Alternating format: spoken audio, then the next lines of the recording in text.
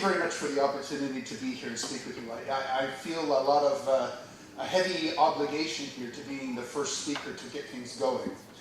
And what I'm going to do is I'm going to start the discussion of the Next 100 by talking about the past. I was able to attend this past Sunday with my boss, Christine Lagarde, the commemoration of the 100th anniversary of the end of World War I at the Arc de Triomphe in Paris. And there was a lot of discussion there by Emmanuel Macron and others about some of the mistakes that were made in the past and the need to avoid those mistakes. And I wholeheartedly agreed with the things that I heard at that ceremony. But I want to take a little bit of a different angle looking at the past and seeing perhaps some of the positive things that have also happened in the past that can help us build towards the future. I'm not going to go back 100 years. I'm going to go back 65 years. 65 years ago, a young man who had just completed his university education received a draft notice from the United States Army and received an all-expenses-paid trip to the Korean War. That young man was my father. And he arrived in 1953 as the war was just ending. And he discovered, and he used to show us pictures that he had taken when he was there, a country that was almost unimaginably poor. The estimates are that the per capita income for an entire year in South Korea in 1953 was $67. This was poorer than virtually every African country in those days. It was a country that had almost no natural resources. It had a poorly educated population. It had been under brutal colonial domination by Japan for decades, followed by a very destructive war. And people were essentially on the verge of starvation. Now let's fast forward 65 years. Today, South Korea has a per capita GDP of 39,000 US dollars in purchasing power parity terms. To give you a context, that's roughly slightly above the income level in Spain per capita. So South Korea has gone from being one of, if not the poorest country in the world, to being a country that we in the IMF classify as an advanced economy, as a high-income economy. And they were able to do this without natural resources, essentially. This is a wonderful success story of the last 70 years of the world economy. But I want to stress to you that while South Korea may be an extreme case, it's actually not the only case. The last 70 years in the world economy have been an extraordinarily successful time. So this is an animation that will whoa, I went too far. Went to the next one. This is an animation that will show you the growth in life expectancy and the growth in income levels. Each country is a bubble, and it's not going to animate for me. I'll go back one and try it again. There we go. And you can see how there has been a dramatic improvement in both life expectancies and income levels over the last 70 years. That giant ball that you see there, the red one, is China, which moves very dramatically in the most recent years up in income levels and also in life expectancy. So there has been an enormous improvement, not just in conventional economic indicators, but also in some of the more social and health-related indicators. Another great success of the world economy of the last 70 years is the reduction in absolute poverty. The extreme poverty, it's done it again. I apologize. We'll go back. See if it'll animate. I'm pointing this the wrong direction, probably. Okay, extreme poverty as defined by the World Bank was 56% of the world population in 1950. Look at how countries began, these are regions, each color is a different region of the world, goes from 56% of the world in extreme poverty, defined by the World Bank as roughly less than $1 a day. They've adjusted that over time for inflation, so it's about $1.25 a day right now.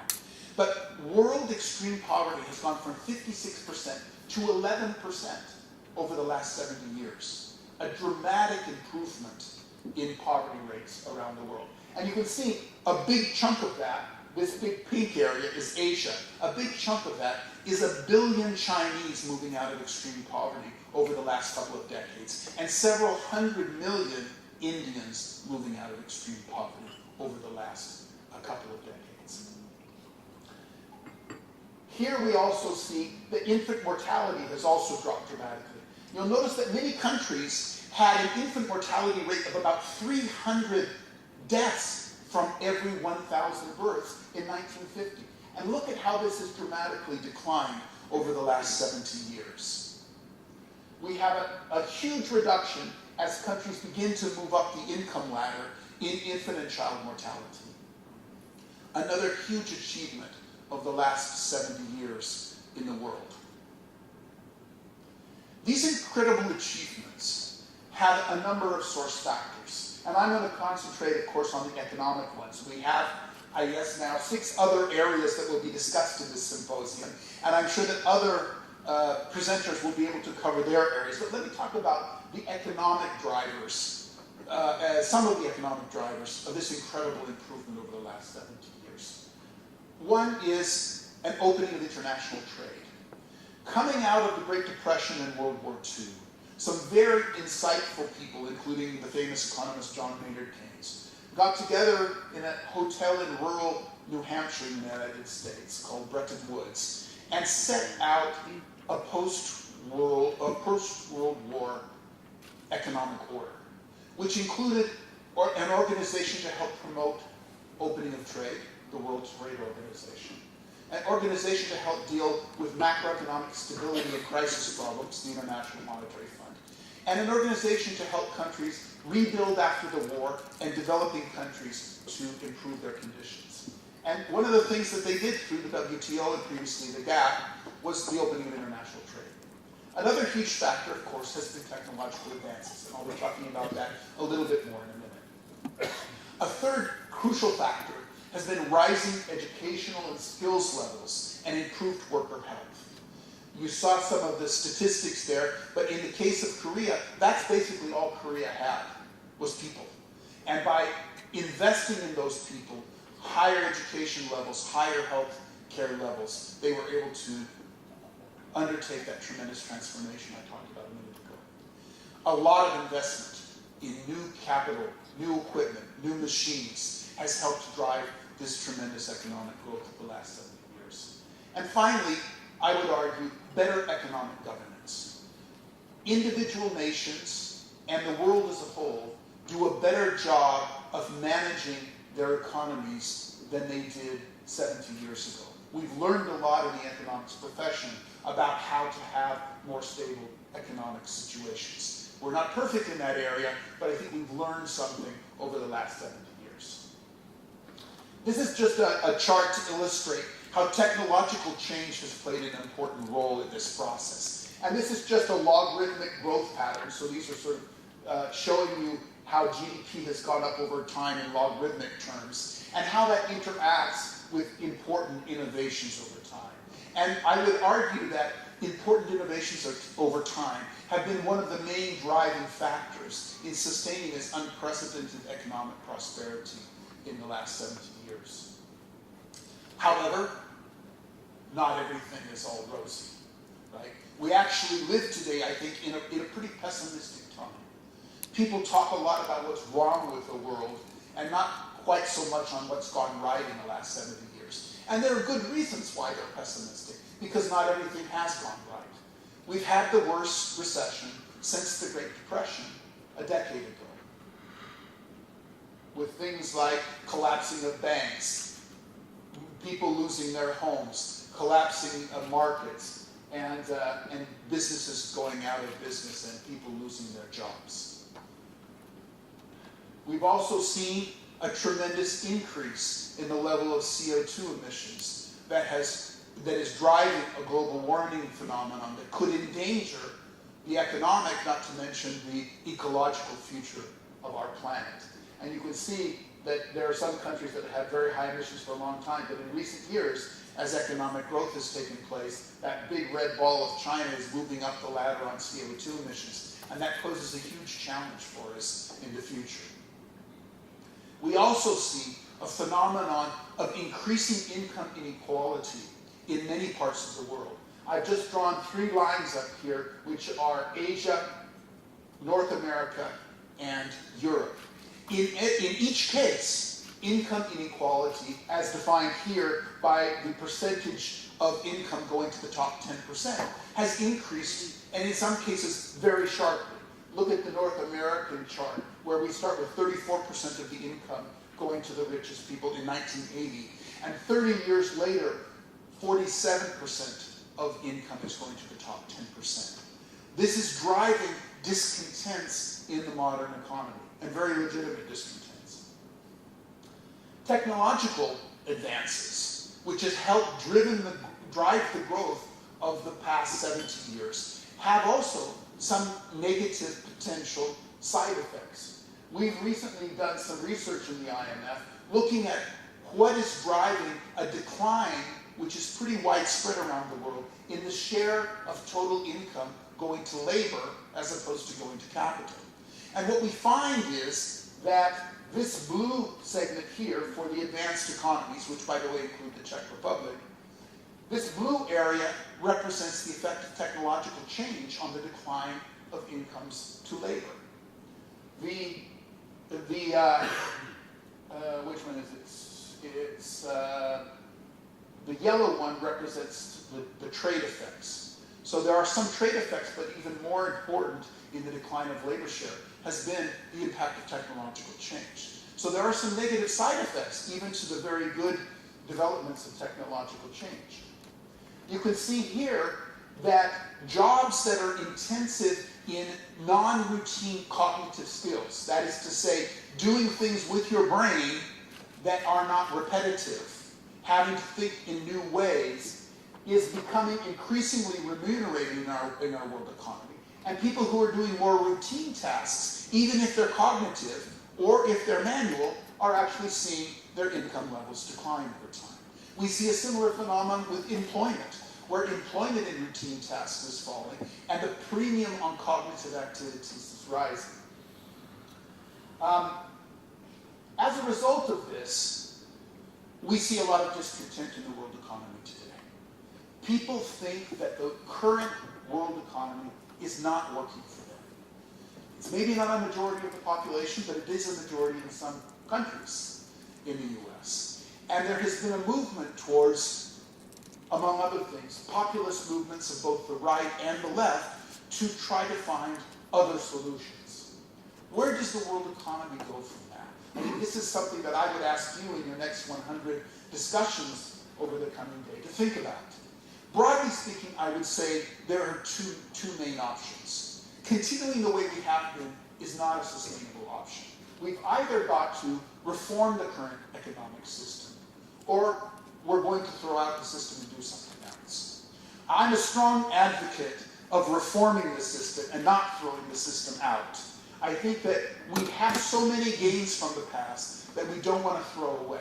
And some of the alternative solutions that are being proposed out there are really just snake oil that don't provide true answers to the very legitimate concerns that people are having.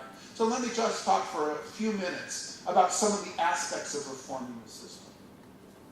The first thing that we need to recognize is that there have already been some important reforms coming out of the last economic crisis, which we should recognize. They're not sufficient, but they have been important, particularly here in Europe, where you've done things like implementing a banking union, putting together a European stability mechanism with hundreds of billions of euros to help countries in trouble, etc.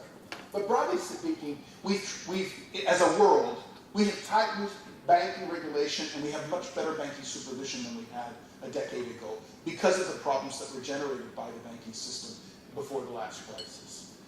There has been a dramatic increase in support for economies when they get into trouble. The resources of the IMF were more than doubled. The creation of the European Stability Mechanism put 750 to 800 billion euros available to help European economies when they get into trouble. There has been more attention by economists, and macroeconomists in particular, of which I am one, to the need to take into consideration in macroeconomic stabilization policies the impact on poverty and vulnerable populations. So if you read an IMF report today, you'll see a discussion of climate change, you'll see a discussion of poverty, you'll see discussions of women, you'll see conditions in IMF programs on social safety nets, none of which existed 30 years ago or 20 years ago when I joined the IMF. So there's been some progress in that area. And there has been, in many countries, a strengthening of social safety nets. The idea that we can't let people fall through the cracks when economic times turn tough. Finally, we have the Paris Climate Accords. However aspirational these are, it represents a real step forward in trying to deal with one of the crucial challenges of the next 100 years, which is climate change. Now, technology also generates some very specific challenges, and I'd like to talk about a few of those from the economic perspective, to deal with those potential negative side effects that technology might have on economic activity in the future. I am not advocating an abandonment, right?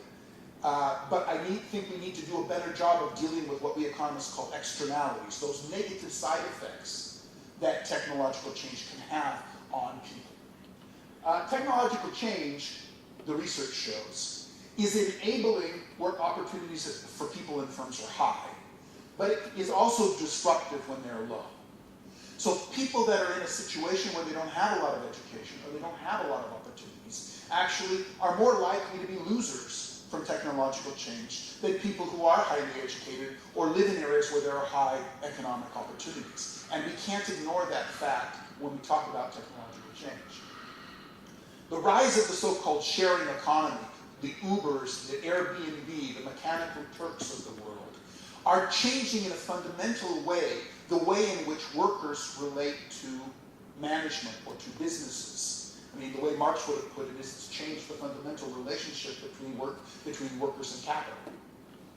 And as a result, some of the ways in which we provide unemployment insurance, health insurance through employers, retirement programs through employers, those things have to change because the relationship between employers and employees is changing in very fundamental ways. And often, as a side effect of these dynamic startups that have a different way of doing things, social safety nets are being left by the wayside. Technological change also increases mobility, and it makes it more difficult for governments to regulate and to tax companies. And if you want to deal with inequality, you've got to have revenue to do that. You've got to be able to tax and to be able to spend money to move money to people and to challenges where they're most needed. So we need some new policy solutions.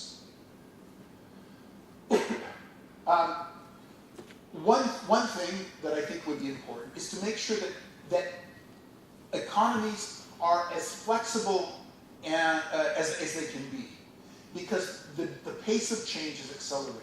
And if an economy is rigid and unable to adjust quickly, moving workers from industries where jobs are declining to industries where jobs are growing, they're going to be affected more seriously by technological change. We also need to invest more as a world in human capital to support the shift from those routine manual labor tasks to more cognitively oriented tasks. And this requires both improvements in our educational systems, but also changing the way we think about education. And we should no longer think about education as something that you do when you're young and then you stop and you move on. You've got to think about it as something that is a lifelong process. We also need to do a better job with our social safety nets. And the mantra that we like to use in the IMF is the one that you see here. We need to protect workers, not jobs. Oftentimes, the labor movements have been trying to protect jobs in declining industries as a way of protecting the workers, when in fact it would be better to provide direct support to the workers, let the dying jobs die, and help those people find new jobs in other places. You can see here, for example, there's a wide variation, this is just among OECD countries, in how much countries spend on education. Iceland spends 7.5% of GDP, Ireland spends 3.5% of GDP on its educational system. and even more so on these sorts of active labor market policies to help people move from one job to another. Denmark spends 2% of GDP on that. Mexico spends essentially nothing. So I think moving in that direction is an important component of this. Now, finally, let me say that because digital companies rely much more on an internet presence than a physical presence, it's much harder to tax them. And we find that digital businesses pay much less in taxes than other businesses. And that's not really fair to governments, it's not fair to the economy, that you're overtaxing some areas because others are not easily taxed. So there needs to be international action to help deal with this. So we need to deal with tax avoidance problems and digital services taxation.